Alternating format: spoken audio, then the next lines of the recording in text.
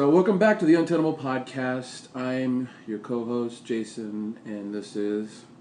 This is Mike, hit pay dirt with K dirt. Oh, goddamn, I knew you were going to say that. I should have been warned, but that's cool. Maybe that'll be the sound clip at the beginning, some pay dirt with K dirt. But, well, I think we're going to try not to be a very special episode of the Untenable Podcast when we talk about Robin Williams. But I do believe we would be remiss to not talk about him just to a certain extent. All I can really say is that I kind of wrote about it, wrote a piece, a blog post the other day, and I think I've said my piece about him, but to reiterate, I'll just say that I felt when I heard the news that, well, number one, I was in shock, and I know you texted me, Mike, kind of like, I can't believe it, and as soon as you said I can't believe the news about Robin Williams, I knew it was something bad.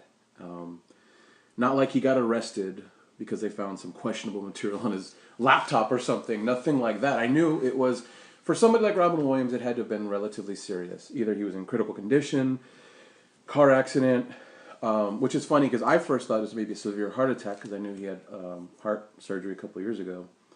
And when I texted my mother about it, she also thought, oh, did he have a heart attack? But she hadn't, I guess, watched the news. Pardon me. So I, of course, went online and I found out, which, was very, very difficult to accept. So the immediate feeling that I had was that I had, again, lost a friend, somebody who I kind of trusted. They knew how to cheer me up. They knew how to kind of, bring me into a different headspace if I needed to, whether it was just to feel human because of the level of humanity that he brought to his roles.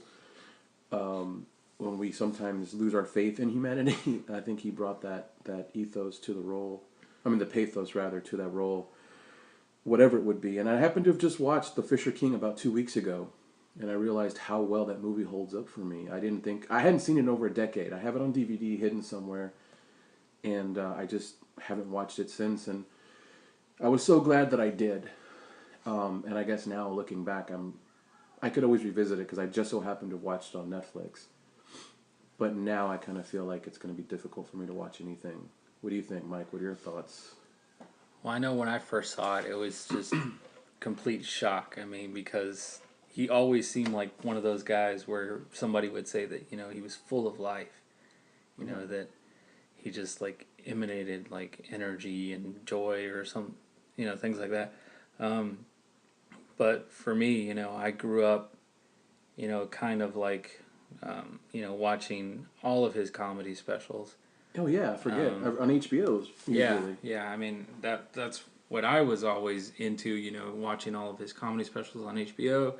Watching Mork and Mindy, and then of course, and then the movies. So from the beginning, I kind of had him, more as a stand-up. Yeah. And who could he happened to be able to act. Exactly. So I always saw him that way throughout his whole thing. So I always enjoyed his movies. I always thought, he was usually the best thing in whatever movie he was in.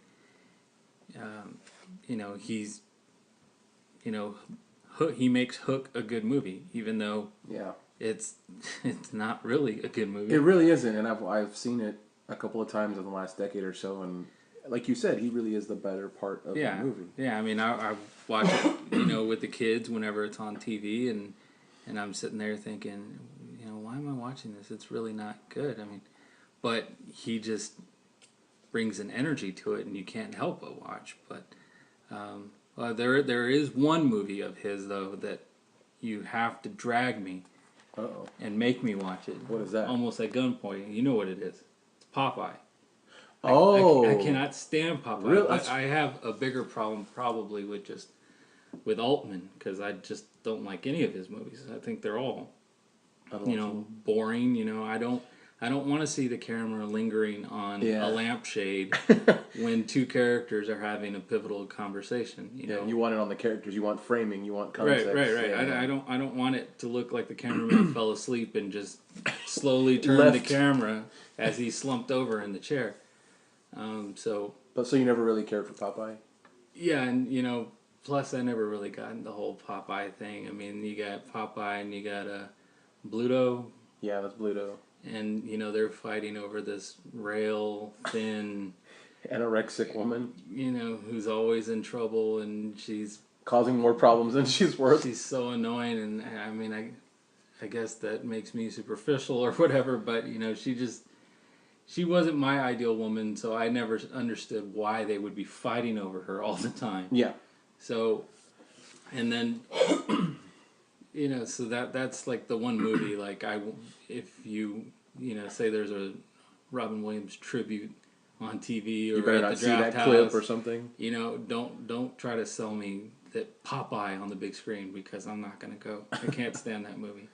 Well, again, I have a different memory of Popeye, because I was thinking about that movie the other day, and for some reason I thought you were okay with it, because I remember we watched it at your apartment before your firstborn came into this world, because it was like, hey, let's watch this, and maybe it's because your wife. She loves that movie. Okay, so that's what it was. That was the tying, that was the tissue that connected it, because I enjoyed it as a kid, and I wouldn't say that I loved it, but as a kid, I liked the music, which is done by Harry Nilsson, and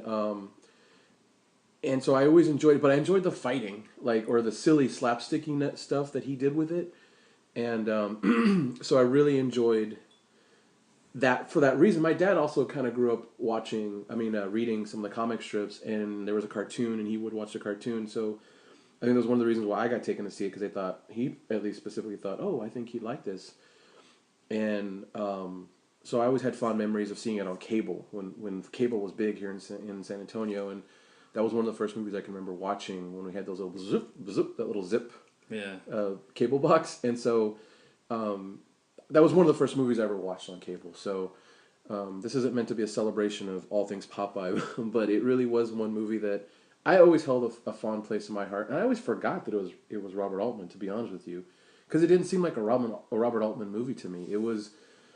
It seemed more like actually, I don't even know who I could attribute it to, but I never saw. Later on, as I would try to watch movies and see if I could, whose style is this? I never really attributed Robert Altman to it, but and it actually, going back, because I saw it again maybe about 5 or 6 years ago on DVD, because my mom owns a copy of it on DVD, and I was watching it like, wow, this movie's really bleak. There's really, even though the music is in there, it's not a happy movie. It's kind of relatively sad to me. And there's that heartbreaking song, He Needs Me, which is codependence, personified, I guess, if you listen to the lyrics. But, anyways, I guess to continue the idea of Robin Williams, I don't think I really have a movie. Oh, I take it back. There's a couple of movies that he made that were comedies, and I put comedies in air quotes. One came out about 15 or so years ago with Billy Crystal called Father's Day, where these two men, it was a My Two Dads, the movie kind of a thing, where these, one straight-laced and one zany father, they don't know who the true father is to this one son, and it really just, even as a teenager when it came out, I was like, I don't really want to see this. I don't think I saw that one. I finally saw it. I did see World's Greatest Dad. Yeah, I've seen parts of it. No, that's pretty funny. Yeah, but it's also completely different, type of Robin Williams, which I think is great, because he didn't seem to have any fear in that movie. I mean, what kind of a movie? How often do you see a movie where the father has to confront the fact that his son was a major asshole, and he had to make the world believe, or he chose to make the world believe, his son was this great, sensitive, in-depth person, when in fact his son was just a dick. Right. Little Junie.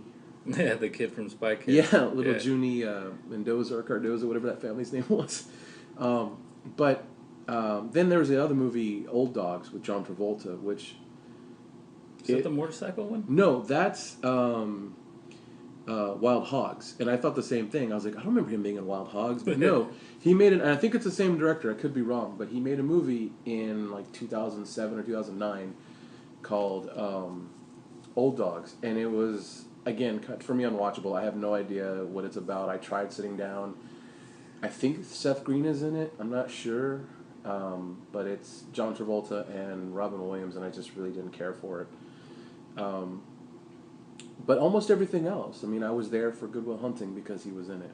So, and again, it's one of those movies where his humanity, I think, really shines through. Even Even in, not even, but I mean more specifically in something like Good Morning Vietnam, which came out like 25, 26, well, maybe more, maybe 27 years ago. That was in the 80s. Yeah, I was going to say, and that was in the late 80s, and that's such a long time ago, but that's a movie to me that holds up quite well.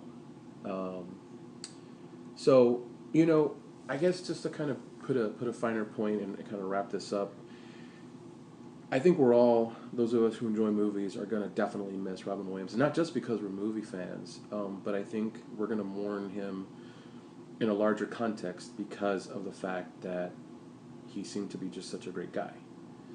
And the world, I think, is going to be a lesser place because he's not here. And that's definitely something that I've seen echoed all over Facebook and all over the interwebs, is just that idea that the world is just a lesser place without him. So I will just say, wherever you are, my friend, because I feel like we were friends, I wish you the best. I don't know if there is such a thing as an afterlife, but if there is, I hope it's treating you well. Do you want to say anything to our departed friend? I just hope that he can finally find the peace that he couldn't find in life. Most definitely. And I hope that all of those, not to use too strong a word, but all those cunts that gave his daughter shit on Twitter. Oh my God, yeah. I didn't want to talk about that, but let's. I hope they get what they deserve, because special place in hell. I mean, she just lost her dad, and they're going after Photoshopping her, photos of his supposed corpse, and just being complete assholes to this poor girl who lost her dad, and it's not fair. Yeah. And like I said, I hope they get what they deserve. Yeah. But mostly, I hope that he has that peace. He has that peace, and hopefully, his kids can take some sort of solace in the fact that everybody's sharing this pain with them. Obviously, it's not as much as their pain, but right. Everybody feels this loss. So, not to stay on too much of a down note, I don't know. Maybe we should move on to something that made us both pretty happy. Like, we both saw Guardians of the Galaxy. Oh my God, yeah. I'm sorry, I just have to interrupt. I think this is the movie of the summer, and it came out so late in the summer, which I think is kind of a bummer. But that's okay, as long as we got it, as long as we saw it. Captain America 2 came out this summer, right? Yeah, but that came out in early April, so it wasn't... It's still... I know, they still consider it, but that's the one thing I noticed is weird about Marvel is they did Avengers right at the beginning of May, so that was really truly the beginning of the summer season. And I guess they're moving stuff forward now because April... It came out April 4th, my mother's birthday, oddly enough, and we went to go see it for her birthday. Winter Soldier. Captain America 2, Winter Soldier. That, I thought, was the movie of the year. I still love it. In fact, I think it's coming out in a couple of weeks. September 9th, I think. Yeah, so about 2 or 3 weeks. I'm saving up my pennies for that. That's a day one purchase for me. And I know my mom was like, I'll give you cash, go pick it up for me when you pick up yours, because I know she loves that movie. I didn't think they could really do anything better than that universe building. I mean, and plus the directors were from Arrested Development and Community. So that kind of had me worried, because I was like, too. Are these guys going to be able to handle their comedy? action? Their background is in comedy. Yeah. But if you, I guess in a way, if you kind of go back and look at the Russo brothers, I know they didn't direct every single episode of Arrested Development, nor did they direct every single episode of Community. They also set the tone for another great show that I miss called Happy Endings. That was a great show. Yeah, Alicia Cuthbert and Adam Pally. That was a great show. Their signature, though, not only humor-wise, but I think if you watch some of those, if any of those 3 shows I mentioned or you brought up, we might be able to find clues as to how they got chosen, because I'm rewatching Community in general, and I just bought season 5 the other day, and he's on a couple of the commentary tracks, and he actually directed the Farewell Troy episode, and I think it was fitting because he was like pretty much the main, both brothers rather, were they helped set the tone of Community along with Dan Harmon. Of course, he's the creator, but it was kind of tough shoes to fill because it was a small season, a very condensed season of Community, but it was also kind of like a mid-season finale. And they talked about addressing it like, well, this is kind of our paintball episode from the first couple seasons, which, again, was directed by Justin Lin, who was gone on to superstardom as the guy who kind of saved the Fast and Furious. Yeah, you know. So I was shocked, kind of scared when I heard the Russo brothers was going to take over the franchise, well, specifically the Cap franchise. And I know you have a really soft place in your heart for Cap, or he's at least one of your favorite characters. I know you've talked about that before. Yeah, I really love his moral standing, you know. Yeah. And I just, like in that movie, that scene that I thought was probably the best in the movie is where he's standing there talking with Nick Fury about the helicarriers. Yeah. And he's like, this is fear. Mm-hmm. You know, we're supposed to punish people after the crime, not before. Right. And, you know, I really like that about him, that old school sensibility he has. Yeah.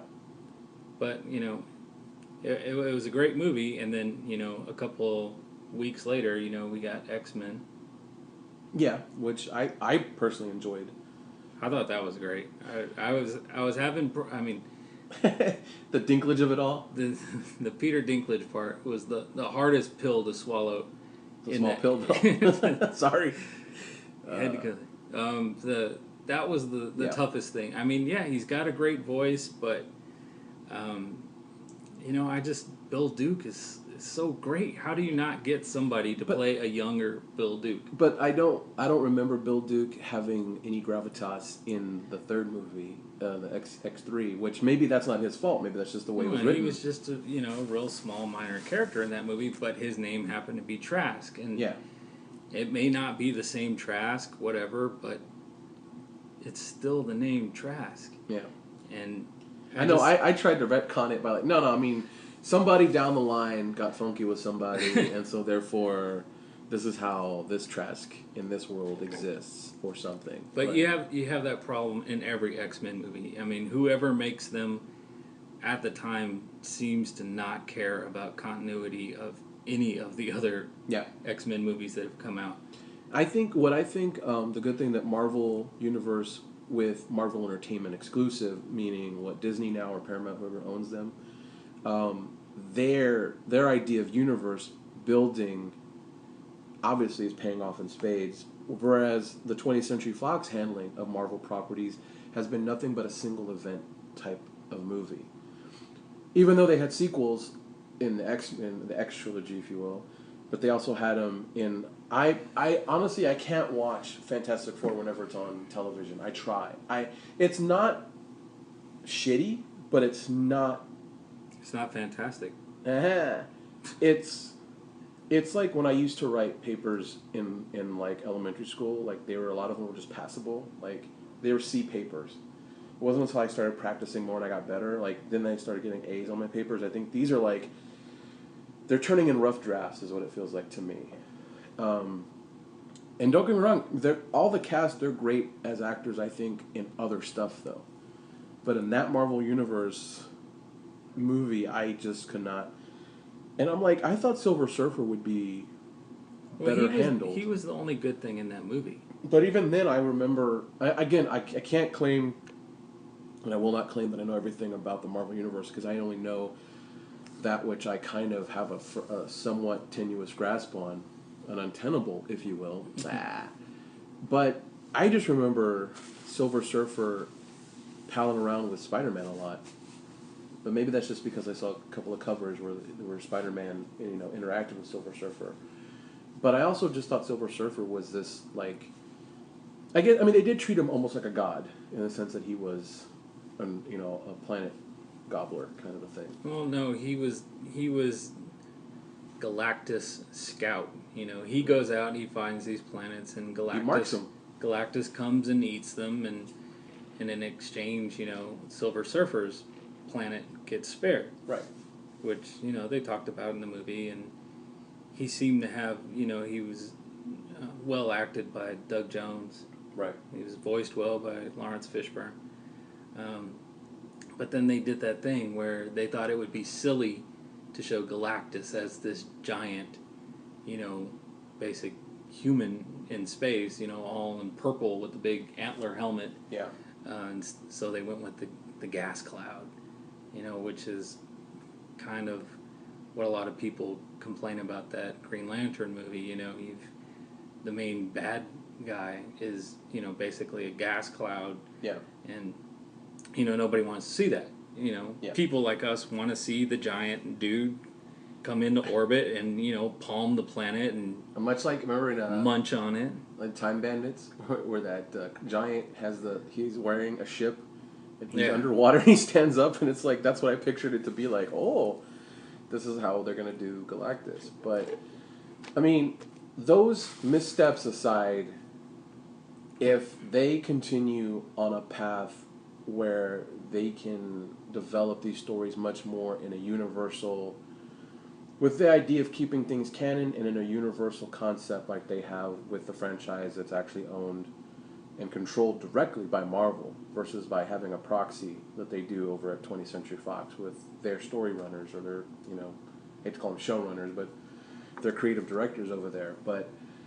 I would be happy if they brought back like Matthew Vaughn into the fray. I think he was a producer on the last one, the Days of Future Past. And I know that Bryan Singer's already signed up to do Apocalypse, which that should be interesting. Or wait, is he just signed to produce and write it, or just produce it? As far as I know, he's directing doing everything. Yeah, right? He's so directing. That's what I thought too. So, and I was really excited when I heard that Bryan Singer was coming back into the fold to do Days of Future Past, because I remember hearing something about it as a kid. I just don't remember ever reading about it, nor do I remember ever. Wait, was it out when I was a kid, or was that when I was a teenager? Like, when did it come? I thought it came out like in '89 or '88 or something. Yeah, around there. But Okay. they're also in the '90s. There was that X-Men cartoon, and they did an adaptation of it. It was like a 2 or 3 episode arc. Really? That was like a version of it. So that one on Fox in the morning? Yeah, so you've probably saw that arc already. Okay. You just probably didn't recognize it because it was, I think in the cartoon one, it's Bishop. He comes back. Yeah, because I know they had to change it. Yeah, for he tries to hip them to what's going to happen. Okay. I mean, because I was kind of familiar with the concept, but I don't remember the execution, how good or bad as it may have been. Nonetheless, I think as long as they keep it, like you said, with continuity in mind, then I think we should be just fine. Because I don't think there's been prior to that any care has been taken to keep it with any sense of continuity, any sense of canon, really. So now that I call it Marvel proper, where the CMU, the cinematic Marvel Cinematic Universe is being developed with Disney. That has got me excited, which brings us to our real purpose, which was Guardians of the Galaxy. And right, which was great, but the one problem I have with Guardians was, in a lot of the commercials, I would hear them say, "This generation's Star Wars." Oh yeah, and that's a marketing problem, though. Yeah, but what struck me stupid about it was that don't these people realize that Star Wars comes out next year? Yeah. So what are they going to say? In that ad campaign that Star Wars movie is this generation's Guardians of the Galaxy? I don't think so. I mean, because once this Star Wars movie comes out next year, yeah, they have like a map where it's like a Star Wars movie every year for like the next 5 years after that. Oh, it was longer than that, isn't it? Oh, I don't know. I mean, there's. It was. I'm sorry, I was looking at the comic book one. Where there's like the three. DC there's and the Marvel three main line. There's the Star Wars 7, 8, 9. Yeah. And then they're gonna. Offshoot. I know at least they have 2 of those off years. Yeah. Where you have the one spin-off movie. The spin-off movie that's going to be directed by Gareth Edwards. Yeah. Is that the Fett movie? Yeah, and then the Ryan Johnson, or is he doing Ryan Johnson's 8 and 9. Oh, okay. Yeah. But there's 2. I thought there were 2 spin-offs. So there's a Boba Fett one, and then another, because I think they have a spin-off every year that they don't have a 7, 8, 9. I got you. Okay. So that's okay. So that's what I'm thinking of. So I mean, you know, when that ad time comes around, it's just going to be stupid because you get all these people who are like, no, Guardians is my Star Wars. Well, but okay, to be fair though, and then you got Guardians 2 coming out. What they said that's coming out in 16, 17? No, 17. Yeah. Well, okay, but to be fair, I think the only way I can logically accept that whole it's the Star Wars of this generation or my generation is that this came out of nowhere for people. I think because I know we've been seeing advertisements for a long time, but because it's relatively obscure. It is. I mean, I've read comics when I was a kid, and that was a line I never really got to. My cousins told me about it, but I was like, no, that sounds too cheesy. Yeah, I mean, it was like the Space Avengers or whatever. Yeah, and see, but I guess my point is like, Star Wars, of course, before it came out, it literally came out of left field for a lot of people. It was, what is this? And so once the noise about it started to really gather and it picked up some momentum, then it blew everybody away by those who heard about it, word of mouth, and then it's like, oh my God, this is fantastic. I'm wondering if that's the thing that they're trying to capitalize on. Is this is where you don't know this, but you know you're going to love it once you see it, kind of a thing. Maybe that's what it is. But I do think you're right. It's a bit misleading and it's a bit probably misguided to say that because we don't know. I mean, and it could be something as simple as that was a quote they pulled from some dumbass review. Yeah. You know how every review these days is generated by something. Everything is the best ever, and everything is the worst ever. Yeah. I mean, because like you said it yourself earlier when you said Guardians, it was the best movie of the summer. I reminded you that Captain America came out earlier in the summer, and what did you say? That was the best movie of the summer. Well, when I first saw it, that's what I had thought. Yeah, but I mean, it's kind of impossible for every movie to be the best of something to be the best. It's so hyperbolic that's ever come out. Yeah, it's just like, oh my God, you guys! It's just so, yeah. And then you have the flip side of that where everything else is the worst ever. Like Teenage Mutant Ninja Turtles. Right. Now, it's not. I saw it. I saw it with my kids. The kids thought it was great. I thought it was good. Yeah. It was all right. They hit all the right notes with the turtles. Of course, they changed the origin a little bit. You have to do that every time a reboot of some kind. It comes out. I mean, they change it just a little bit. I mean, you even see it in the Batman movies. I mean, they keep it the same that his parents are killed in the alley, but they change, what he was seeing. In the comics, he saw Zorro, and in the movies, it's opera. Deflator Mouse or something. And depending on what movie you're watching, it was Jack Napier that killed his parents. It was Joe Cool that killed his parents. Joe Chill. Sorry, Snoopy. Joe Cool. Snoopy killed his parents. Yeah. That'd be an awesome crossover. And then in other ones, it's just some no-name guy. Yeah. So I mean, you gotta redo the origin story for every reboot because you have to make it fresh for everybody. Right. So yeah, it was a different origin story, and yeah, it did suffer a little bit from the recent trend of it's all connected. Yeah. Everybody in the story conspiratorial. Has to be related in some sort of way, and it's kind of goofy, but it wasn't as bad as the original rumors that came out. Yeah. There were rumors that that they weren't really turtles, that they were aliens. They were aliens in one rumor, and then another rumor they were custodians who turned into turtles because they got the mutagen on them, and the last thing they touched was a turtle. Yeah.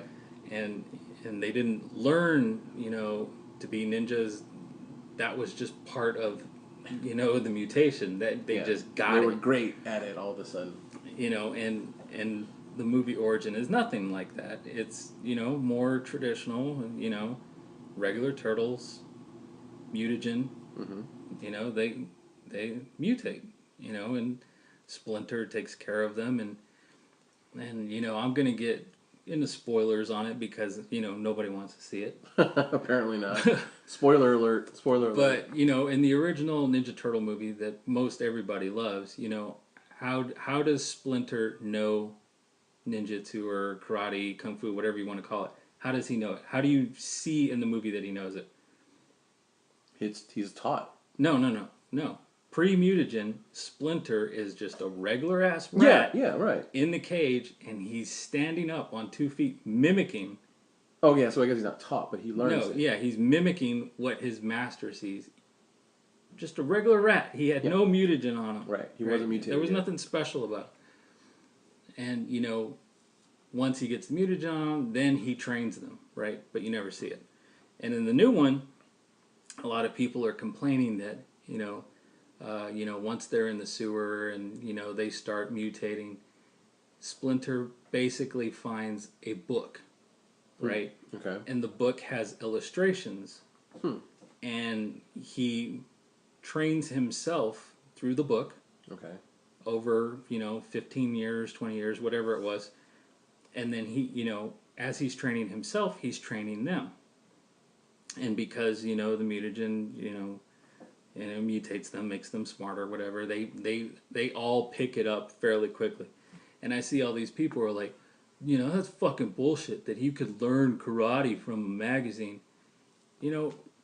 For hundreds of years, thousands of years, tradition techniques are passed down written through scrolls. Yeah. And guess what? When I was a kid, I used to read Black Belt Magazine and Karate Insider, and guess what they had in there? They had like 5 or 6 page spreads with photo by photo, demonstrations on how to do certain moves. Exactly. And it's not that hard of a leap to make when you're watching a movie about mutated 6 foot tall teenage box turtles who are ninjas.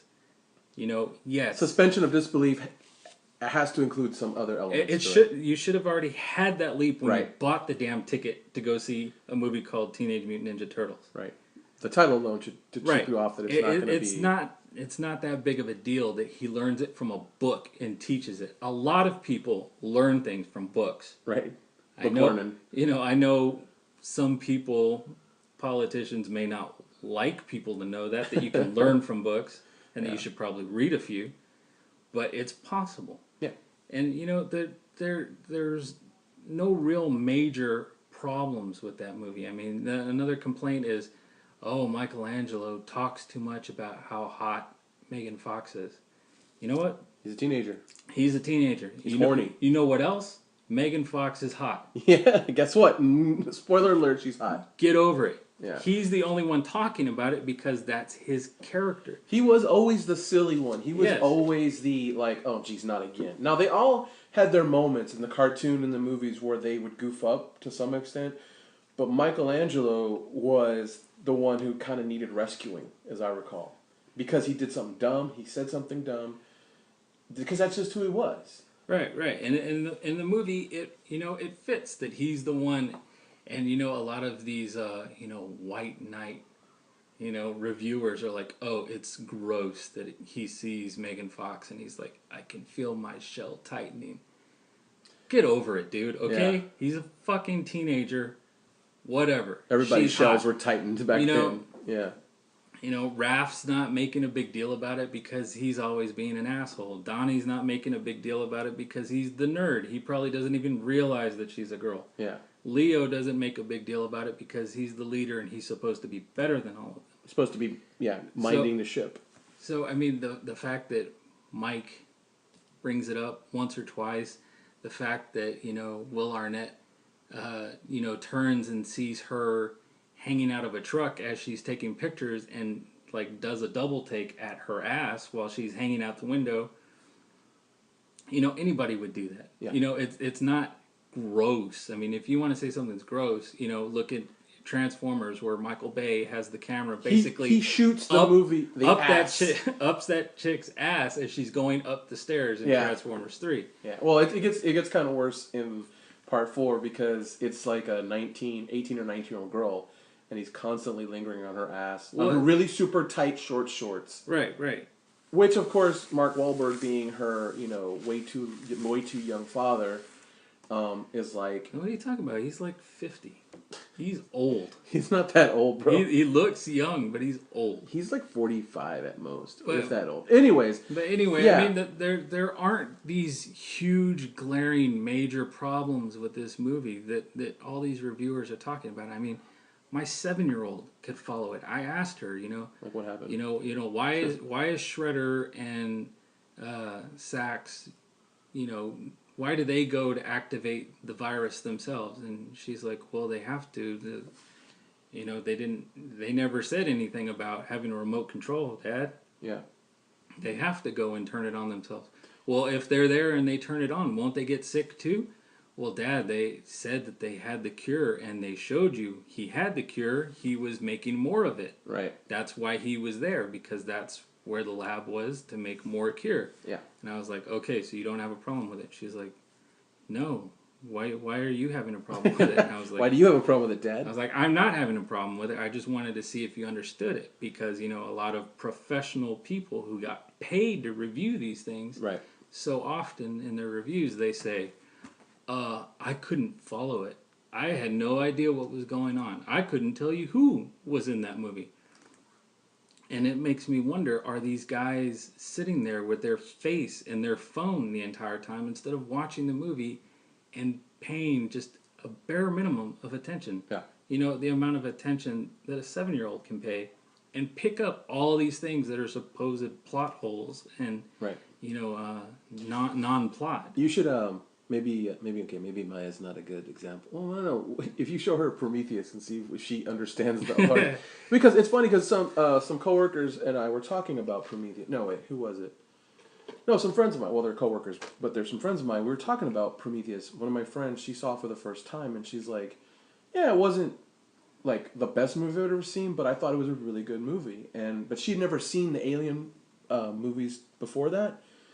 So she wasn't like one of these fans coming in crapping all over it just because it wasn't exactly what they wanted. But I said, well, did you understand like the story? She said, yeah, like space seeding, I was like, okay, so you got that from the beginning, right? Like you understood this is how this creature. She's like, yeah, that's a thing that in the other Alien movies it spits out its mouth and all that kind of jazz, right? It's like, exactly.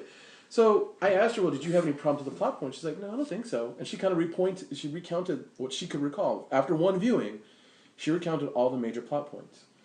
She also said, she did kind of initially talk about that whole problem that everybody fucking shat their pants about, which is, no scientist would ever be dumb enough to unlock their helmet in an unknown environment or whatever. And I was like, yeah, no, they had, and she said, well, what was that about? And I said, their level said that everything was safe.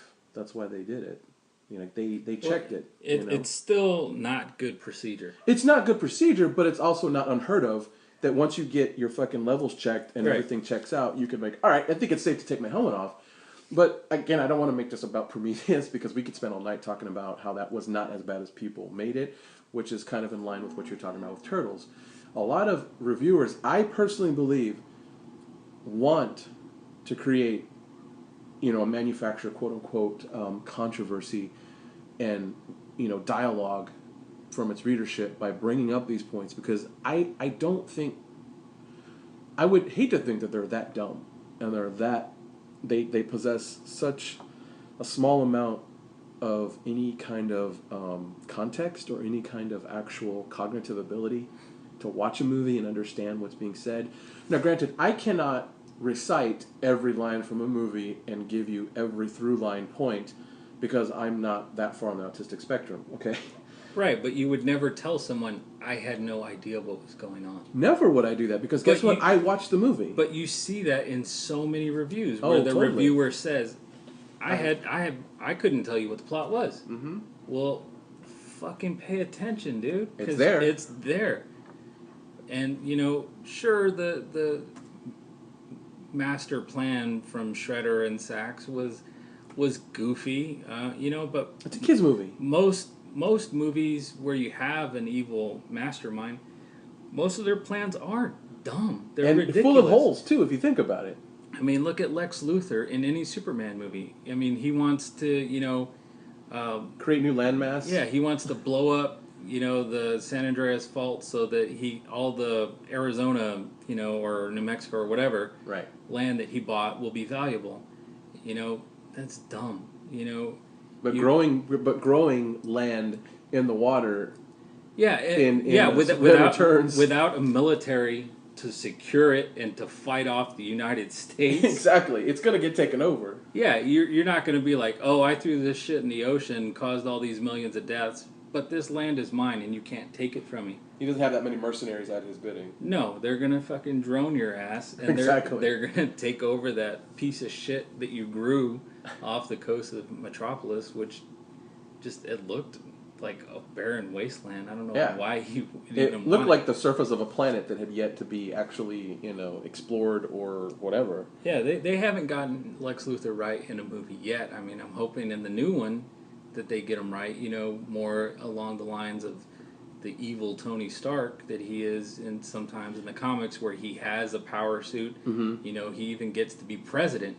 That he has that much power. Am I imagining that Jesse Eisenberg is playing Lex Luthor in the next movie? No, he is. Okay, that's because I was talking to my stepfather the other day, trying to explain the differences in the DC and Marvel universes that are coming up, and he was like, "Oh, that kid from the Facebook movie," and I said, "Yeah." He's like, "Oh, I like Gene Hackman myself." I was like, "Oh yeah, my parents." I said, "Your generation always loved Gene Hackman for whatever he did because he's great." So, okay, I mean, that's going to be interesting, and I can remember, speaking of Superman, I can remember in 2001, 2002, when they were going to reboot it, they were like, we're serious this time, we're going to reboot this movie, and J.J. Abrams submitted a series of scripts, or at least had an outline for at least 3 movies. And it got shit on so bad. Like, people would have thought he was actually trying to rewrite the Bible. Well, I mean, even I read that, and I'm pretty sure we talked about it, and I was like, this is horrible, dude. Well, they actually showed, I think the first movie was nothing but the entire Civil War on Krypton. Well, and the eventual destruction of Krypton. He had like Lex Luthor being a Kryptonian. Yeah. Like the suit was all black, there was no cape, or it was more like the Matrix. Yeah. But then again, to be fair, that was the big thing back then, was Matrix. Yeah. So everything Matrix. And having that bad taste in my mouth, I was really scared when he remade Star Trek. Yeah. And, you can... I like his Star Trek movies, even though, a lot of people say they're dumb, Yeah. He does make major changes. He doesn't really take the science part of it very seriously. No, he doesn't. No, he doesn't. But he makes entertaining movies. Yeah. Well, he made... the thing I heard, and they kind of copped to it, was... he's making a Star Wars movie out of the leftover pieces of Star Trek, which I think was pretty funny, or at least that was somewhat of the sentiment, was because he even said, "Look, I'm a Star Wars guy, but these other 2 screenwriters and producers, they're the Star Trek guys, so I relied on them to help me piece together all these little things."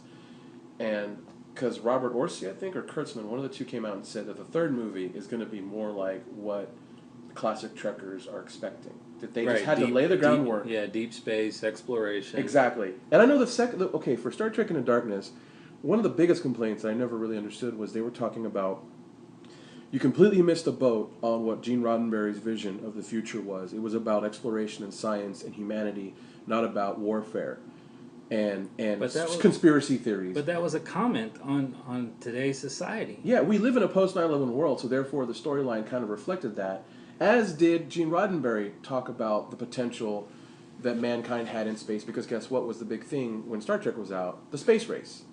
That was the thing. That was what they needed to follow. So, I guess to kind of bring this to a finer point, I sometimes don't listen.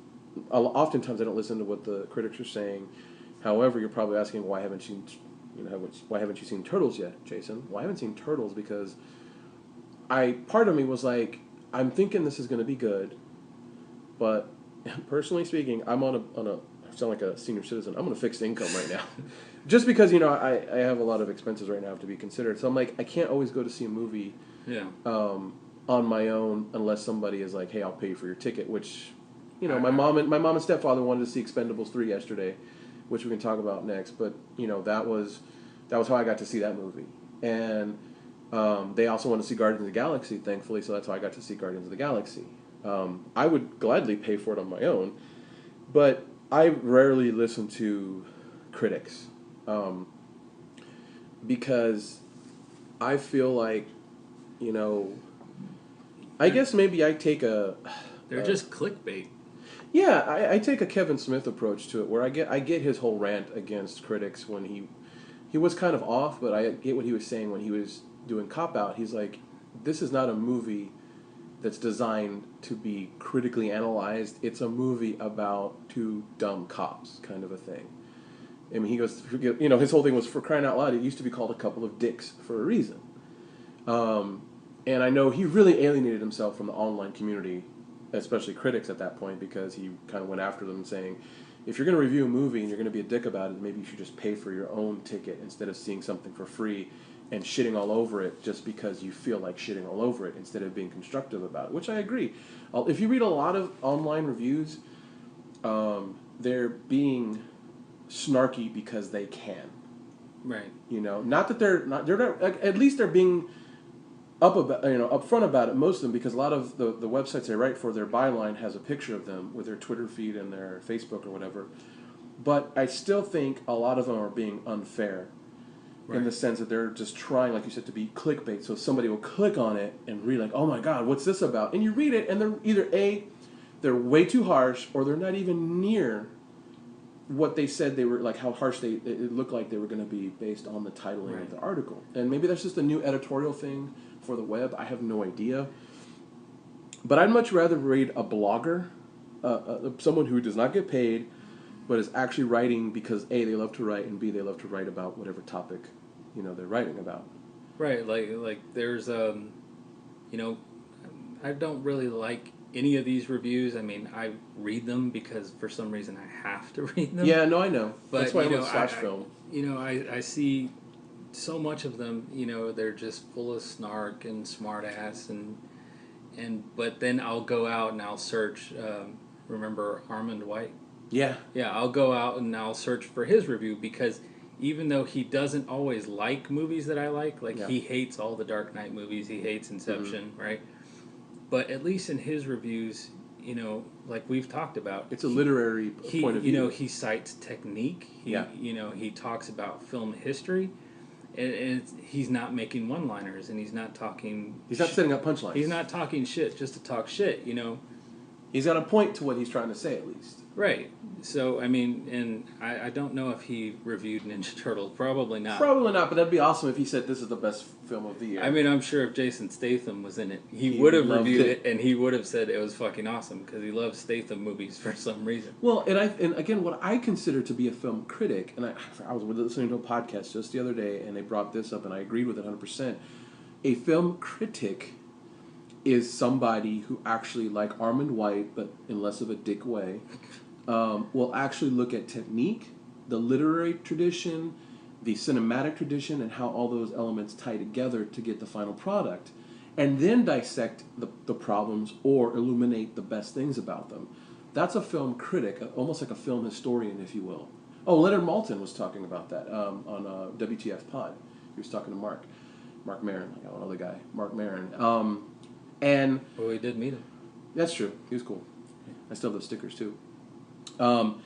However, a film reviewer is someone who's paid to watch movies and give an opinion on a movie. Right, and they should give their opinion on it. Too often, it seems like they're trying to talk you out of seeing it. Oh, yeah. Instead of just telling you how being neutral about their experience was with it, how it, you know, spoke to them or didn't speak to them. Right. They just spend the entire time going, "You're stupid if you want to see this." Because the one thing I appreciate about formerly of Ain't It Cool News, Masa Worm, his writing at least was a nice blend of, this is why you should or shouldn't go see this movie, but these are the traditions that it shares for things that I enjoy. So if I'm looking at a movie this way, this is how it kind of applies to that. When I was reading Moriarty's reviews, before he kind of he imploded, in my opinion, and actually I take it back, I've read some of his reviews since his batshit insane review of Red State, Which was a great movie. Which I love that movie too. We both saw it, and it was pretty fantastic, I think. But nonetheless, you know, I like what they did, and even Harry Knowles, when he does write reviews, a lot of it is fanboy slobber, knob polishing, but there are times where at least I understand why he's polishing the knob. Yeah, because he talks about how it reaches back to something in his childhood. And at least he also ties it back to like, well, if you're going to look at this tradition of type of movie, let's go back to the classic roots, which is this film and this film and this film. So at least I feel like it's closer to what I believe a film critic is somebody who's tying in a tradition into it. I stopped reading and even listening to the podcast for Slash Film because these guys were pissing me off. I'm sure they're great people, but they would nitpick, and I think they were most guilty of, at least in my early days of listening to podcasts about movies, of completely missing the point. The way they shat all over Jonathan Liebesman, speaking of Ninja Turtles, the director, the way they shat all over his Battle Los Angeles. Right. I saw the movie, and I was like, every time I watch that movie, I love it even more. And I loved it when I first saw it. And I love it even more every time I see it. And their whole thing was, whoa, you could see the deaths coming. Dude, every Men on a Mission movie, you can't really change that formula because guess what? They're on a fucking mission, and the odds are stacked against them. Right. Specifically when they're out technologically gunned. Right. Like in Battle Los Angeles. So my whole thing is, what the fuck, dude? Like, if you don't like the movie, just say you don't like the movie. But to bring nitpicky bullshit into it that really has nothing to do. Yeah, and remember when they would shit on like the heart of the movie, and they would be like, "Oh, these characters are so cliche."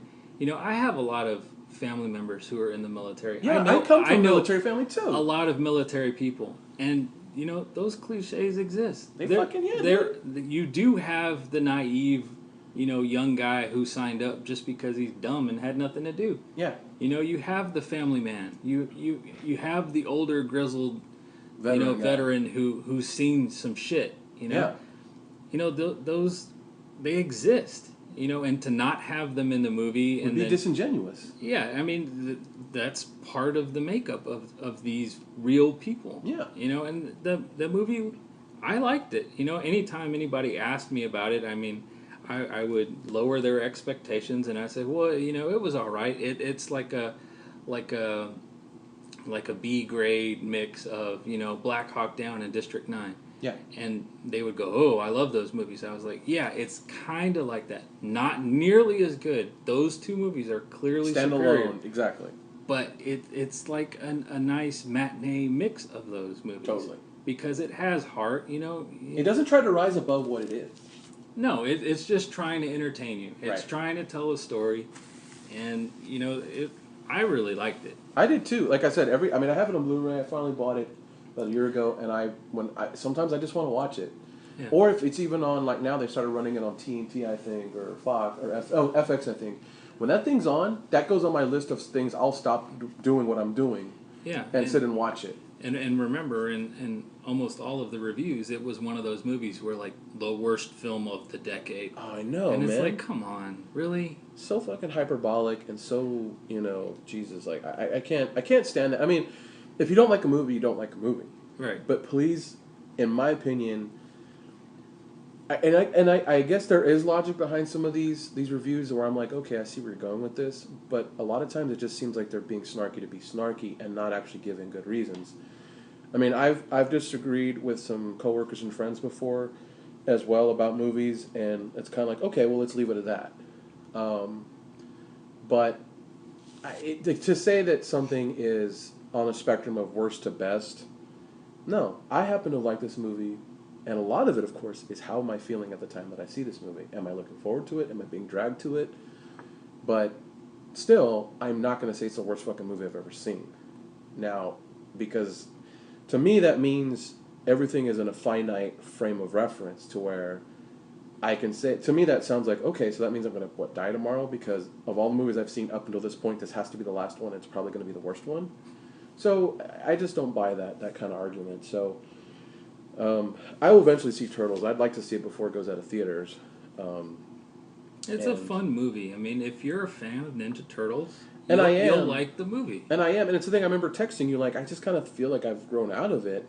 And I remember your reply was, "What, you've grown out of joy?" And I think, I remember I used to tape as many episodes as I could of the show. I'd set the VCR so that when I got home from school, if the VCR timer didn't catch it, I would catch it, and I would tape every episode of the cartoon and rewatch it like it was going out of style, like I was getting paid to watch it. And I did. And then when the movies came out, I nearly shit my pants with excitement because this was live action, like this is straight up real stuff. And I just couldn't believe it. I was like, oh my God. Now, of course, I'll be the first one to tell you, the first movie I ever walked out of was the third Ninja Turtle movie because I just didn't like it, period. I straight up just didn't like it. And there I am, some cocky 15 or 16-year-old going, yeah, I need my money back. Well, what's the matter, son? I want my money back. I don't want to talk about it anymore. I'm angry. Because I was like, this movie should have been so much better in the first 20 minutes or however long I gave it. Which, to be honest, to be fair, I wasn't being fair to the movie. But I just straight up walked out and said, I want my money back. This is some bullshit. Looking back, it's not that bad of a movie. It's just, it definitely was not what I was wanting out of a third movie. I did not want a time travel fucking movie. I did not want, the Connecticut Yankee and King Arthur's court of a Teenage Mutant Ninja Turtle movie. But that's okay. The first two rock my world, and I'm okay with that. Yeah, well, I've only ever walked out of one movie, and you were with me. Do you remember what it was? Street Fighter? Nope. I already mentioned the director's name. Oh. Ready to Wear. Dude, you walked out? Yep. I thought we sat... Oh, maybe nope, we did. We sat through the player. Yeah, that's true. I liked the player, but Ready to Wear... Because we thought it was... They advertised it as a straight-up comedy. Yeah, we were sitting there and I'm not a murder mystery set in France or whatever, Fashion Week. Yeah, and I remember... But that movie's unbearable. We're sitting there and I'm like, dude, please.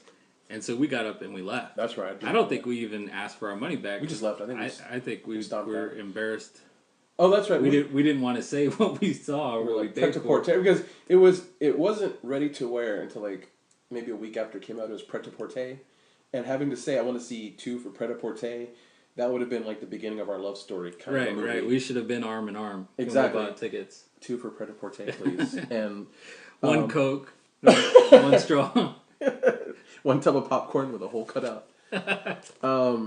Yeah. Okay. So I do remember that. Yeah, but the '90s Altman was not for me. I am a fan of Altman, but not to the true, I guess, cinephiles out there. But I was thinking it was Street Fighter because I remember we both walked out of there shocked, and it took me years for me to find a different context to enjoy Street Fighter because I had to convince myself, and I don't want anybody to talk me out of it, or else I'll punch them, that it was purposefully set to be a chop-socky movie in the guise of a Street Fighter movie because clearly you cannot take seriously, as I think they tried to do with that Chun-Li movie, this is an international organized death fight, Dude, you know what I took seriously about that movie, and I still take seriously about that movie? Guile, a fucking... The frog being American Air Force... And he's fucking played by a Belgium. Now, if what's his name? Who's that? If Dudikoff was still a name, they could have put Dudikoff in that role. Dude, throw fucking the perfect weapon in there. Get Jeff Speakman? Get Speakman in that shit. But that's the problem. Jeff Speakman literally made one movie and then played villains background villains after that. You could have sold it on Raul Julia. He was the biggest name in that movie, and it was God rest his soul. His last movie. Yeah, that was really sad. Sad because you could see him lifeless in that suit that he had to wear. But he looked like he had fun. He had a fucking baller line though when he's telling Chun-Li about it was the worst day of your life when I came to town and I killed everybody for me. It was a Tuesday. Yeah. That was a badass line, but fucking French Guile ruined it. Come on. You could have thrown anybody in that role, but because of Van Damme, and Van Damme's he's been in some kick-ass movies, but that just fucking ruined that movie for me. And then there was the arcade game translation where they had the digitized live action to make it. I guess that they were trying to go after Mortal Kombat because Mortal Kombat was kind of eating their lunch. Well, no, I thought the reason why they did it was because they we have this technology. let's show the stars of the movie playing their characters, but you can control those characters. Let's not. Let's have what we don't. How let's about just go back to Street Fighter 2 Champion Edition, Yeah. and then I'll fucking roll you like I used to. Okay. Then we'll need to bring up again old wounds. Now, the only game I could school you on, only fighting game was what's the one on the Dreamcast? Oh, it's actually in other systems too, but the first one came out on Dreamcast. Soul Calibur? Soul Calibur. There was something about that game. Or you mean Battle Arena Toshinden? No. Toshinden I could hold my own. But Soul Calibur, I don't care. If we did 5 games, at least 3, maybe 4 of those games, I whooped your ass. However, if we played Killer Instinct, Street Fighter, Mortal Kombat, or Tekken. Or a lot of people have a puncher's chance in Mortal Kombat because that uppercut is so overpowered. Devastating, yeah. But I never did. Like, I'm still a button masher when it comes to fighting games because I don't bother to memorize moves or combos. But you always handed me my ass in those 4 games, so I was happy. For some reason, Soul Calibur was my shit, and I always was able to at least hold that over you because everything else was like, you know what, man? I'm a fat guy. I don't need this kind of self-esteem. That's not even downer. bad. That's not even bad. I mean, you think that I beat you a lot, but the worst beating I ever gave was to my friend Mark. We used to play Madden all the time. Oh, dude. And there was one time where I spot him 70 points. You still beat him? And I fucking came back and I beat him like 77-72. And to this day, I still text him about it. That was back like in 94, 93, whatever. And I still text him, hey, remember that fucking beating I gave you, dude? Yes. So, I mean, you didn't get it nearly as bad as that. I mean, because, that was like 3/4 of, me yelling at him, at his face, every time I scored, every time I got an interception, a sack, a fumble, and I think with me in the fighting games, it was like every dog has sunshine in its ass at someday. Right, a broken clock is right twice a day. Exactly, because at least I did have a handful of victories here and there, but it was nothing compared to at least the feeling of exhilaration when I played Soul Calibur. But I don't know. But you never got it as bad as Mark. So yeah, you can. I can hold my head up high that I was never completely humiliated. Right. But he, as good as I was at Madden at beating his ass. Yeah. He was equally as good in NHL '94. Oh, really? Yes, he would beat me because I would use the San Jose Sharks. Oh. Who they weren't the best team, but damn it, they loved to fight. Yeah. Which is what drew me to them. And he would choose the Blackhawks when they had Roenick, they had Chelios on D, and both, Chelios. Roenick could not stop him in that game. I mean, he could get a slap shot from anywhere, and Chelios would just come across and just nail you and tumbleweed you across the ice. So he would always beat me, in that game. But we had fun. I wish he and I could get on the same platform so that we could, live it up. Bring that rivalry back. the Ducks and the Hawks. That would be awesome. But we're both dads now, and he's an Xbox guy. I'm a PlayStation guy, and so that was like what we had our initial. Because you had an Xbox, but you were still pimping out the PS3 to me. But I was like a diehard Xboxer until it broke my heart and died on me out of the blue. It died on everybody, dude. I had 6 of them die on me. I remember, yeah. And then I just gave up and I said, all right, fine. So that following Christmas, because it died on me 4 years ago, my Xbox, and my Halo Edition Xbox at that. That was a sweet one. It was green and it had gold. And I was like, yeah. And I just found the headset for it. Remember, I had given it to you to get credit. I found the headset for it just the other day.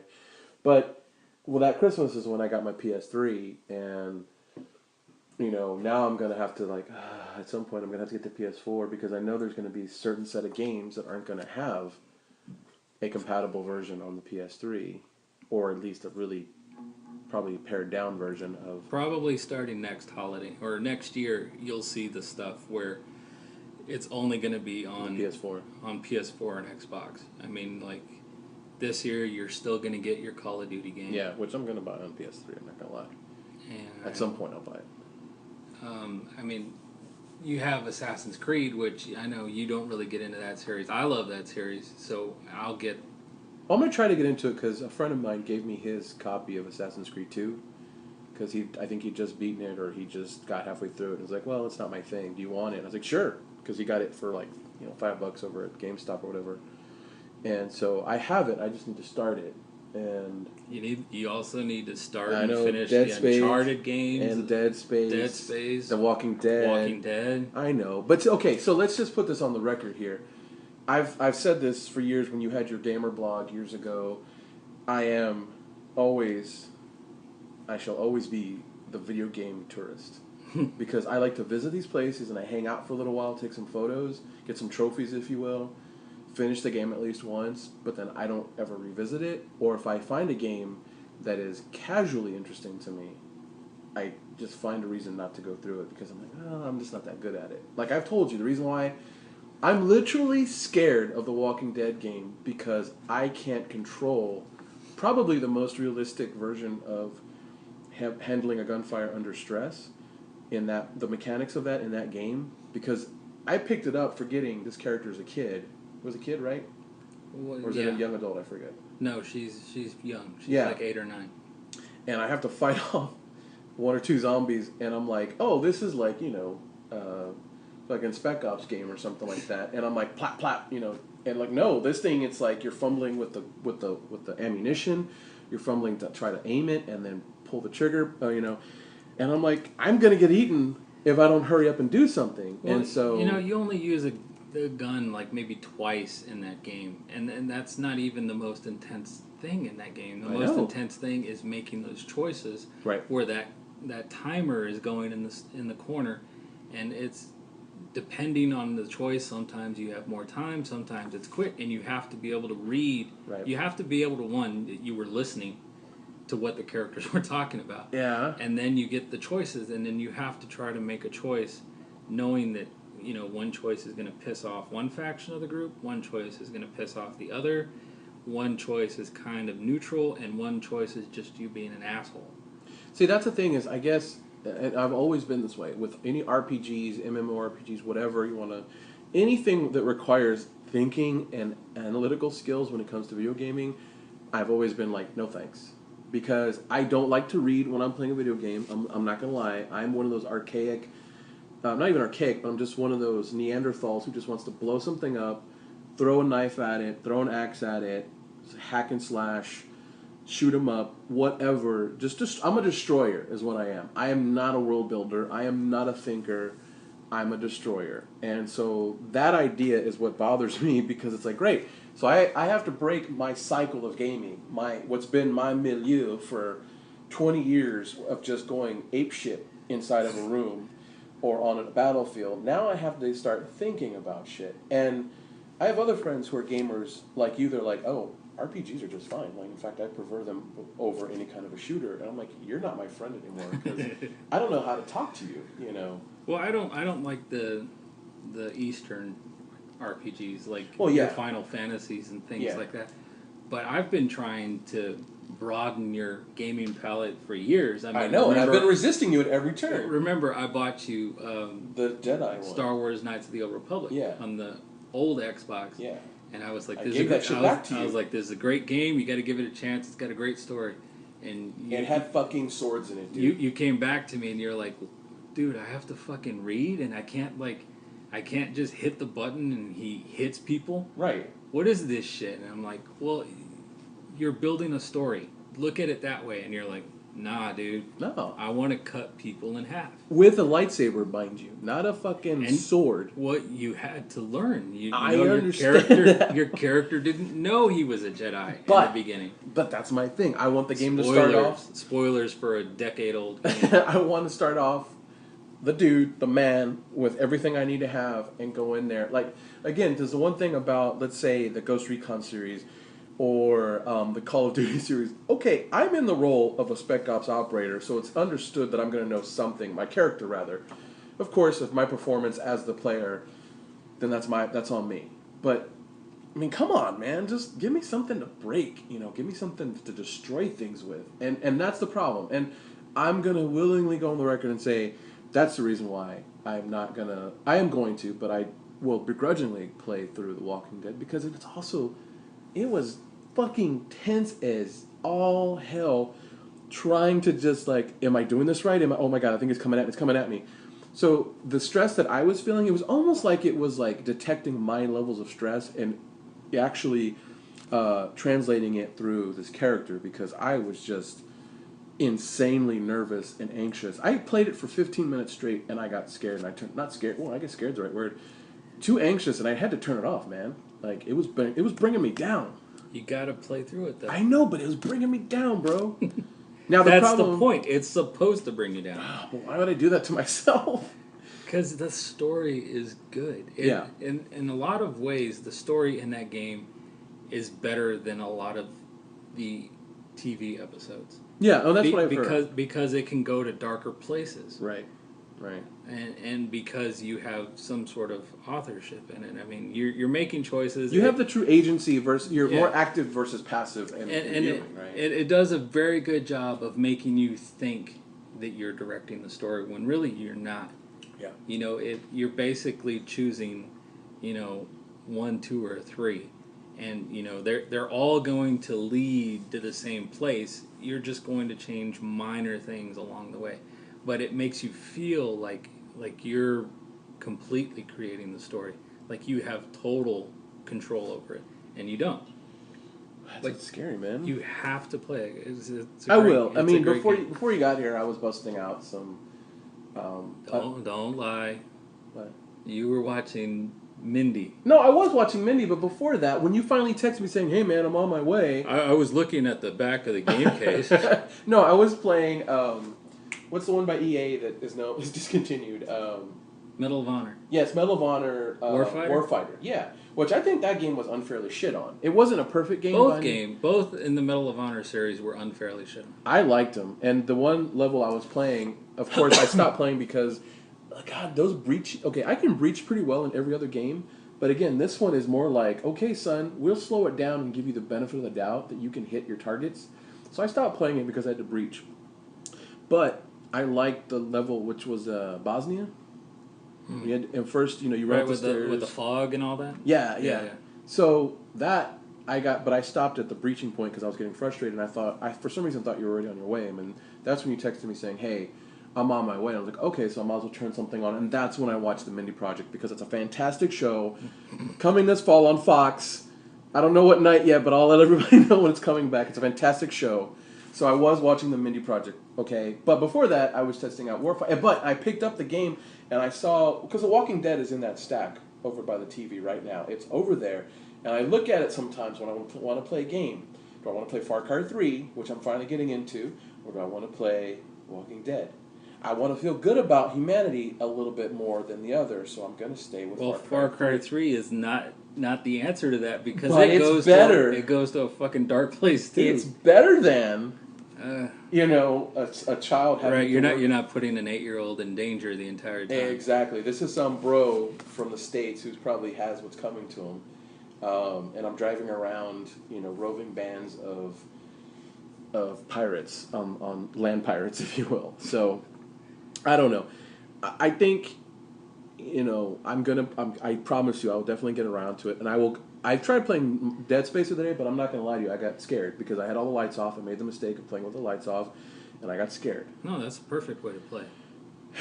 Play at midnight, 1 a.m, lights off, surround sound on. I don't want to have a repeat of what happened to you when we were in high school and you played Doom for like 6 hours straight. Blinking. Yes, and you had auditory hallucinations and I think some visual hallucinations too. All I remember is you called me up saying... Dude, the fucking walls are bleeding. And you called me saying I've been playing since like... You called me at like 11 in the morning, and I remember it was during Christmas break and of 94. You called me up, and you were saying, "Dude, I've been playing since like 6 this morning, and I'm starting to hear like babies crying." Like, what do you mean? He's like they're in pain, they're in distress, and I'm seeing pentagrams all over the wall. Not the game wall. You said your bedroom wall, like bloody pentagrams, and I'm like, you've been playing that game too long. I'd been playing it like, I don't know how long, however many hours straight. And that's when that game was dark, too. That was in the dark days. Meaning the power of the Sega 32X. Yeah, dude. If you ever go back to Austin, we need to go to this place called Oh my god. Oh, game over. They got one by my house. So they do have one here? They got two here. They got one by the draft house on San Pedro. They got one over off of Bandera. Oh, crap. Okay. Because a buddy of mine who just moved up there was telling me, yeah, they have them in San Antonio. He's like, no, I'm pretty sure this is the only place they have them. Have you gone into them, though? Yeah. Do they have, like, a museum of game consoles there? They do, and you can buy old stuff. Yeah, okay, because that's what I loved about the location in Austin. I thought, oh, maybe this is just special in Austin. I've had a problem with them twice now. Did you get attitude? Well, yeah. Okay, because, I'm sorry, when we went to Austin, I was helping my friend move up there, or scout locations to move. So we stopped there, because we both were like, oh, let's see what this place is about. We didn't, we kind of got some attitude, but we overheard one of the managers berating their employee right in front of us and like 3 or 4 other people without thought to what was happening. Right, it's like going in an old school like record store, right, where the cashiers or You're like Neil Diamond. They're like, you're looking at Dreamcast games. Yeah. You're looking at TurboGrafx. Yeah, I'm looking at TurboGrafx. Because that game system was the shit. Bonk fucking rules and shut the fuck up. Get out of my face.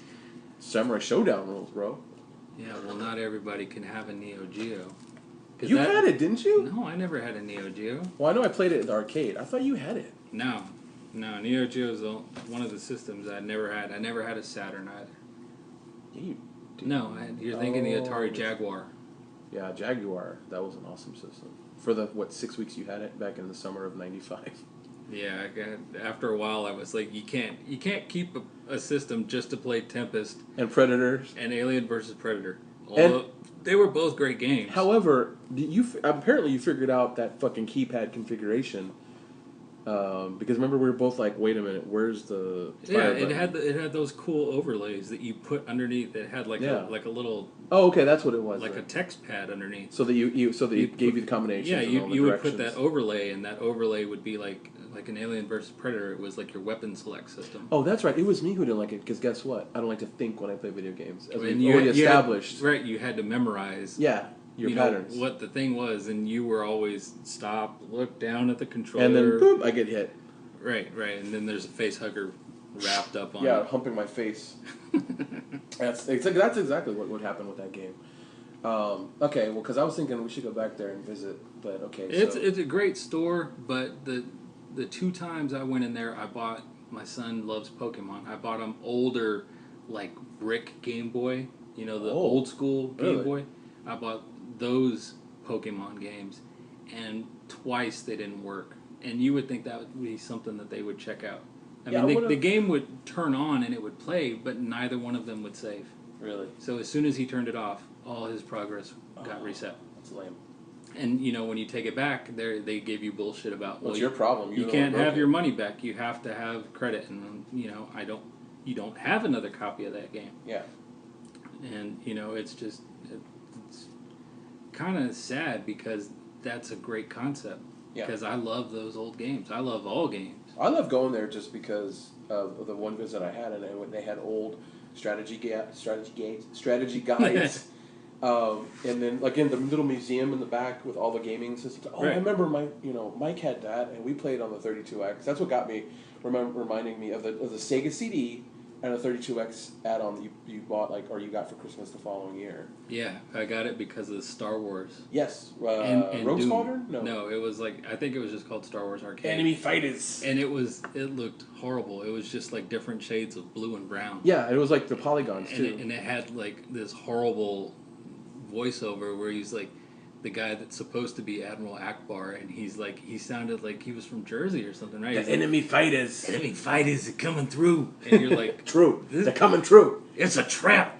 Yeah. It sounded dumb, and it looked dumb, but, Doom played well on it. That's the one I think you had the auditory hallucinations with. Yeah, but, Because that was the only non-PC game that you had.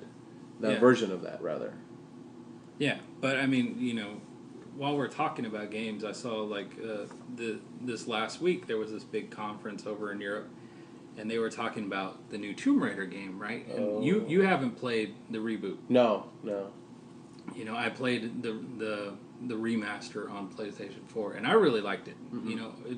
It's up there. I almost thought kind of a little bit better than, Uncharted in some ways, because you can upgrade her abilities and skills, you can upgrade her weapons, and you can't do that in Uncharted, right? Yeah. But Uncharted, Has its other pluses. Has way better voice acting and, facial animations, and, it just tells a better story, I think. Right.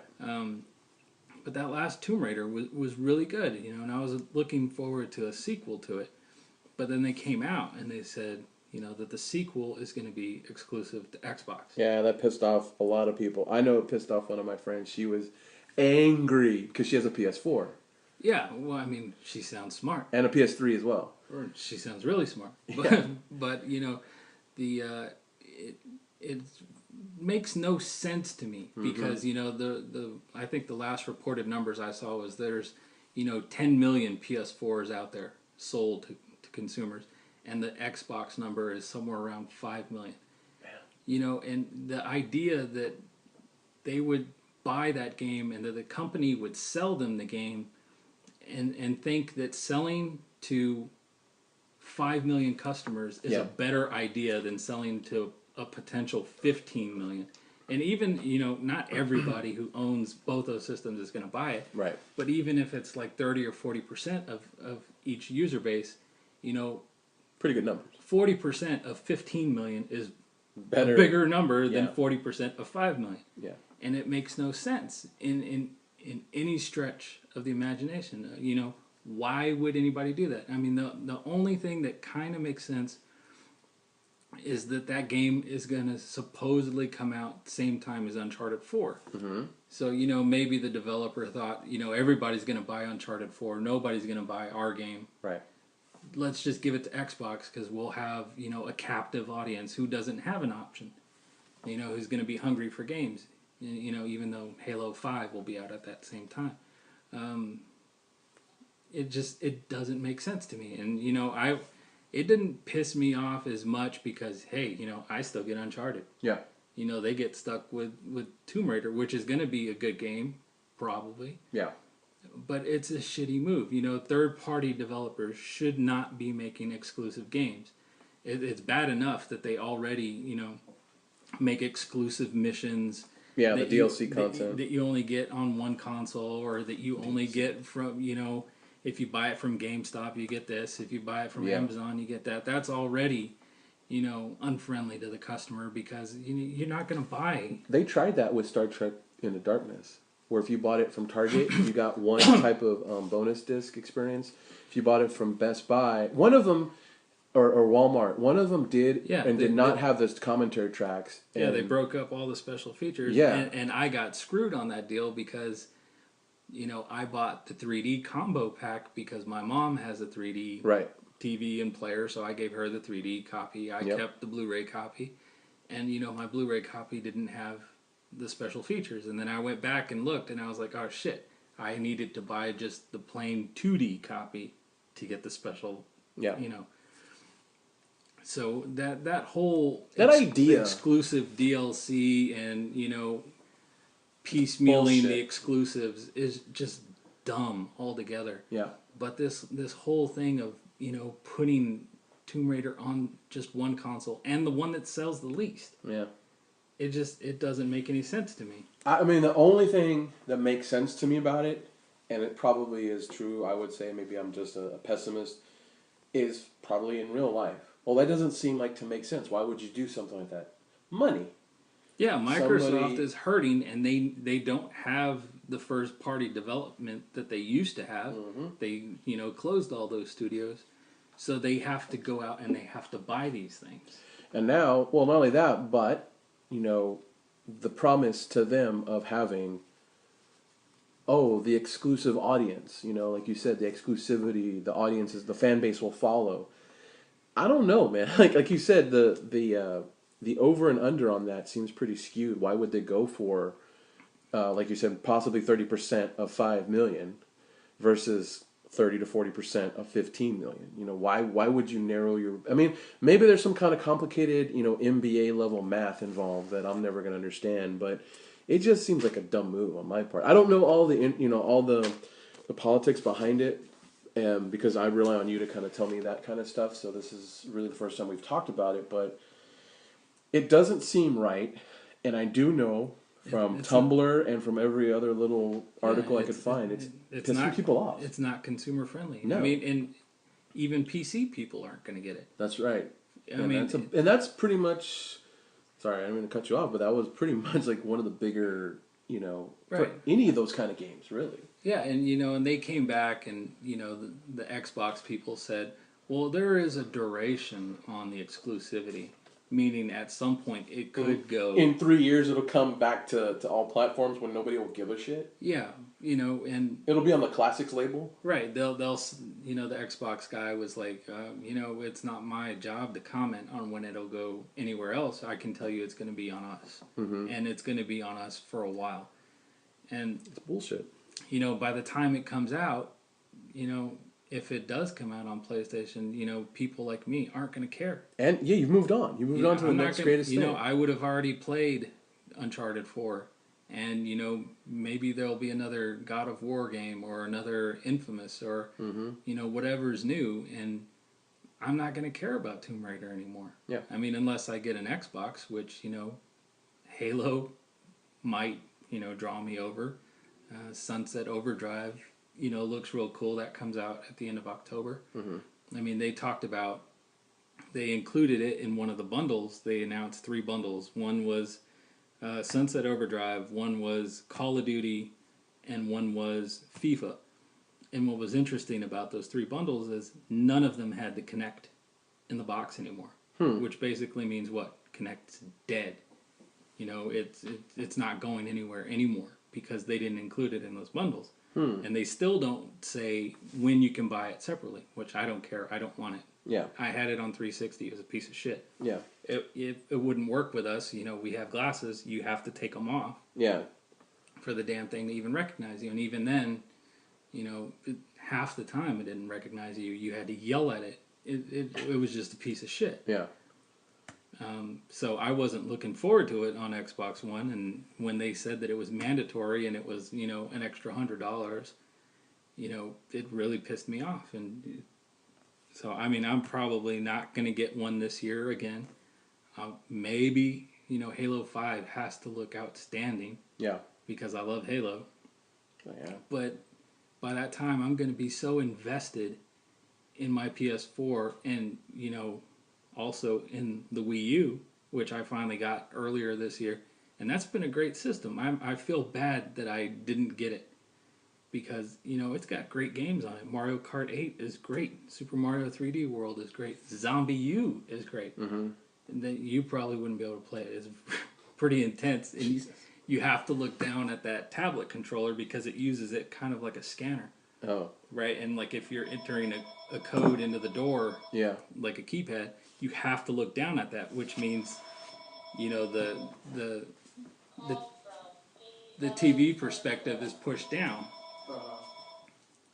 Continue. So I mean, it's got some great games. Wonderful 101, Legend of Zelda Wind Waker remake, and then next year you're gonna have great games like a new Legend of Zelda.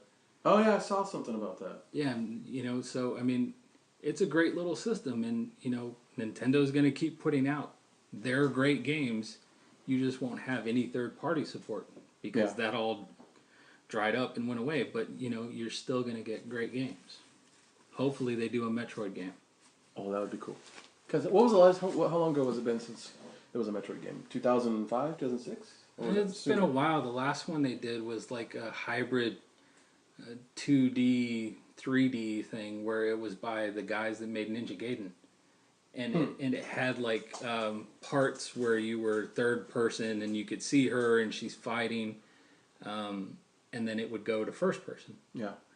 So I mean that was a weird game though. It had a very Japanese sensibility to it.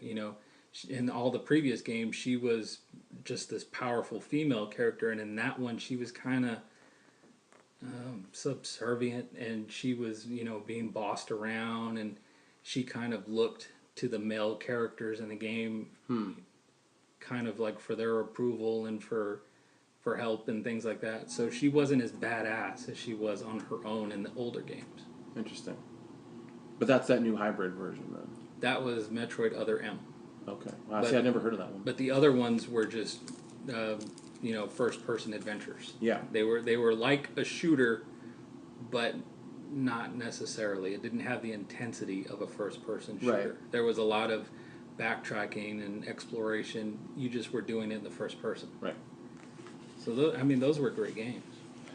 Well, I mean, like I said, it's been a while since I've kept up with that particular franchise, but I mean, I kind of rely on you to keep me informed, and of course, if I see something online, I'm just gonna click through it and see what the story's about, and like EA, I subscribed to something of them a long time ago, so I always get their trailers for the different like Battlefield and stuff like that, or you'll send me links to YouTube or like that new Madden commercial. Did you watch it? I've seen it. I've seen chunks of it before, but I haven't watched the whole thing. Dave Kevin Franco, Hart. and yeah. Well, and I saw your comment. And I'm like, well, I think it. I mean, both of them. I think it's arguable to say that Kevin Hart has a bigger fan base, but Dave Franco, I think, is kind of probably establishing more of a cult following than his brother, because he's not as esoteric and uneven in his performance as his brother. But I think the reason why they did it is because product dominance, market dominance. You're right. They're like the only game in town, but they want to stay the only game in town. Well, I was talking to about it with my boss. Yeah. Of all weird people to be talking to about it, and he had a great point. He goes, so what that it's the only game in town? To me, what you're describing is, it's just talking about that rivalry that you have when you're playing with your friends. And I thought, okay, well, that makes a whole lot more sense. Right. Because, like I told you, every once in a while I still text Mark, hey, remember that fucking beating you got, dude? Yeah. And it would be great if, we could play online, a game of Madden again, like we used to. And that's probably what it was trying to do, is to kind of rally, those old memories back and be like, oh, that would be awesome, because Tecmo Bowl isn't around anymore, Mm-hmm. And before, I mean, I remember Tecmo Bowl being the go-to football game, and then the best football game was the NFL 2K series on Dreamcast. And, I like that series. And they made like a couple of them on the old Xbox, but it went away when EA bought the NFL license. Yeah. So they're the only ones who can make NFL licensed games.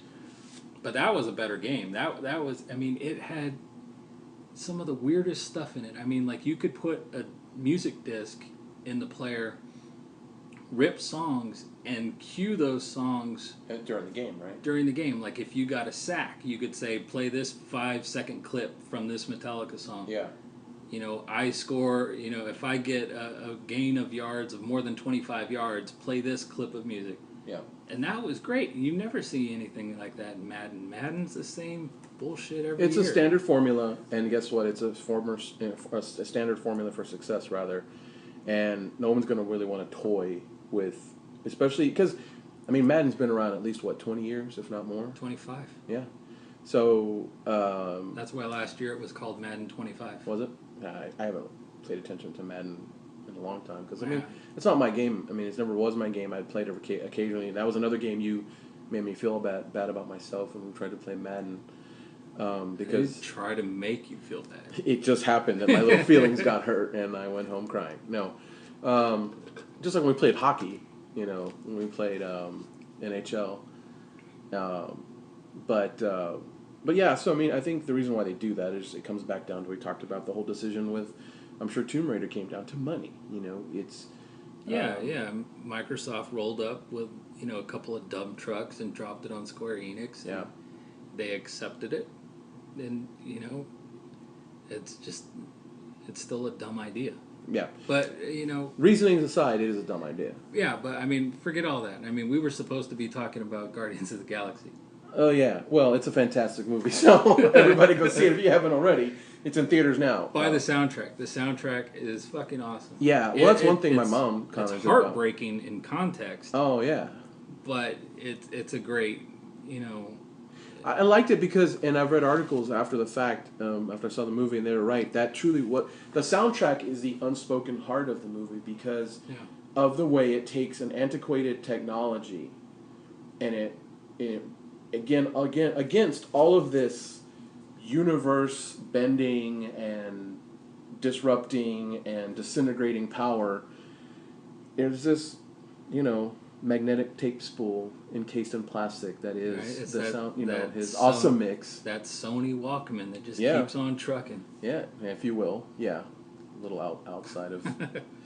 But I love the soundtrack, but I agree with a lot of people. I think, aside from the soundtrack, the heart of the movie really is Groot, and I never thought a damn CGI plant tree would kind of get me. Treebeard was awesome in the Lord of the Rings movies. Fuck that shit. I hated that slowed everything down, bro. I hated the fucking trees in that movie. What? Yeah. All right. Never mind that. We're not talking about that right Fuck now. That. That's gonna be off the fucking record. Right. We're gonna rumble as soon as we press stop. The thing that surprised me about Guardians was every few minutes I would find myself going, man, Bautista is really fucking ruling as Drax. And then, man, Bradley Cooper is doing such a good job as Rocket. Man, Groot is awesome. He only says 5 words, but he's got so much range. Chris Pratt, man, he could be the next action movie star in everything. Well, he's gonna be the next Jurassic Park, so we'll see what happens. I would love for them to do an Uncharted movie with him. You think he would? Yeah, he could totally be Nathan Drake. I could see that. I think most fanboys have Nathan Fillion just because of what we're. Yeah, Fillion's because he's too old. I know, but he could be Sully.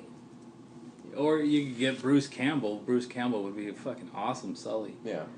But everybody in that movie, every few minutes you're like, man, I was surprised how awesome, Bautista was. I like Zoe was. Saldana too. I mean. But with her, she was the one where I was like, they kind of nerfed her.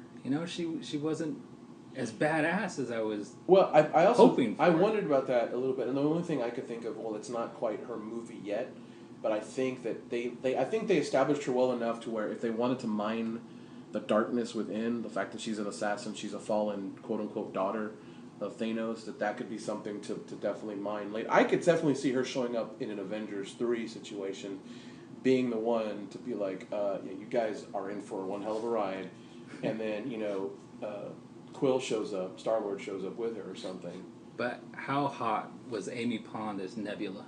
That was pretty cool. She I forgot she was going to be bald. She looked a lot like a Mass Effect character, but she was so badass. She and again, spoilery territory here, but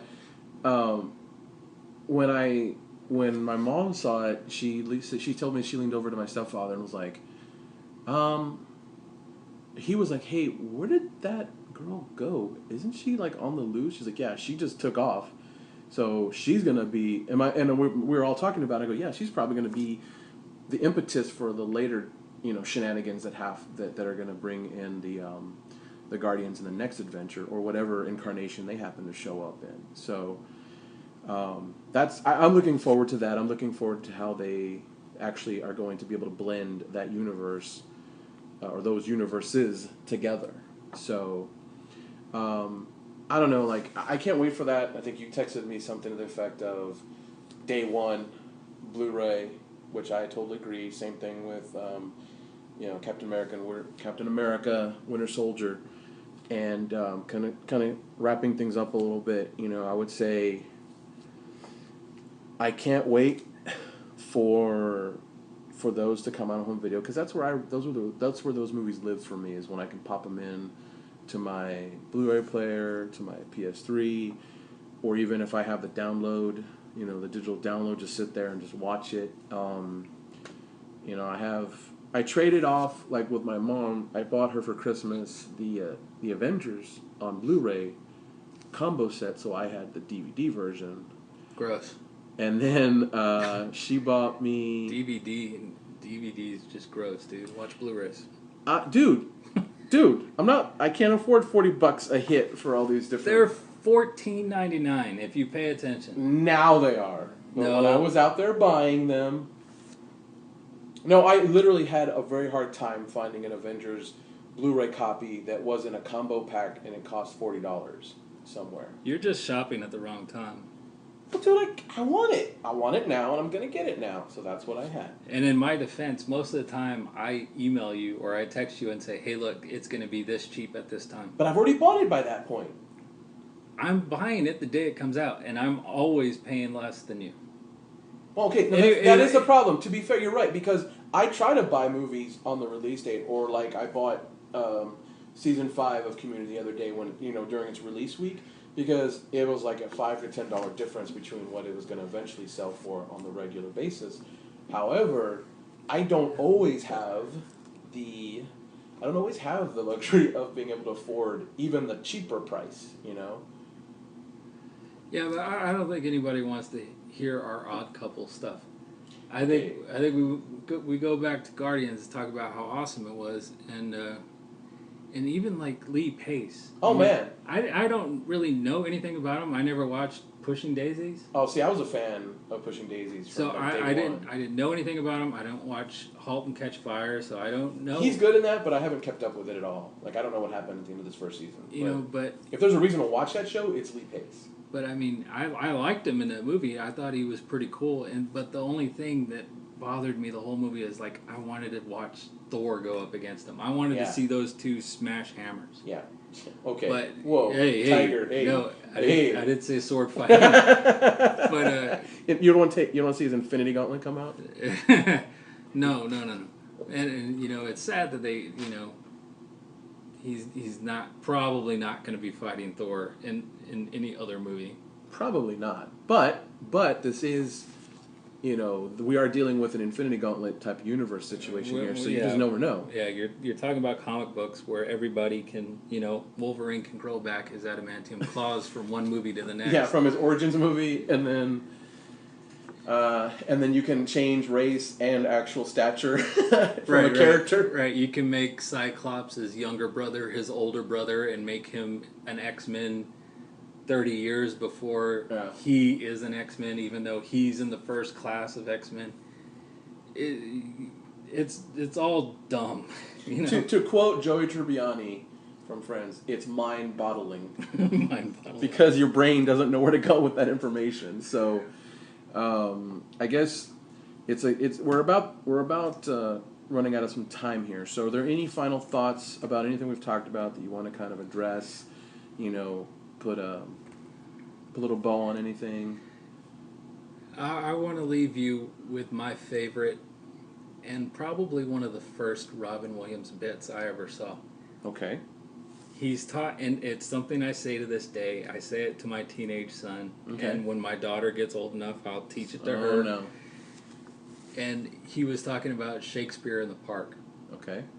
And anytime, I see the moon in the sky, I'm reminded of that Robin Williams bit where he goes, the moon, like a testicle, hangs low in the sky. Well, teach it to your kids. Keep the legend alive. If there's anything this world needs more of, it's more legendary Robin Williams wisdom to be passed down from generation to generation. And on that note, thank you for listening to this new episode of the Untenable Podcast. As always, I'm Jason, and this is... And I'm Mike. Until next time, my friends, we're out. And all things do change, hence, and bring us anon, when Gucci could put 3 stripes on a turd and sell it. I do bring you these things and yet present my master, young sublet, a man brought forth to this place, this Hollywood, this land of jive, brought to Plinket's Korea, and not a taste. But my tongue does say, my words like feces fall upon the ground. Bring him here anon, he comes hence. Fool, get thee hence, you're an ugly sucker. Aye. 'Tis a bleak night. Look! The moon like a testicle hangs low in the sky.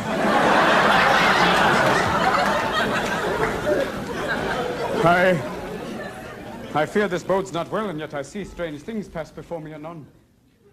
I best wander outward.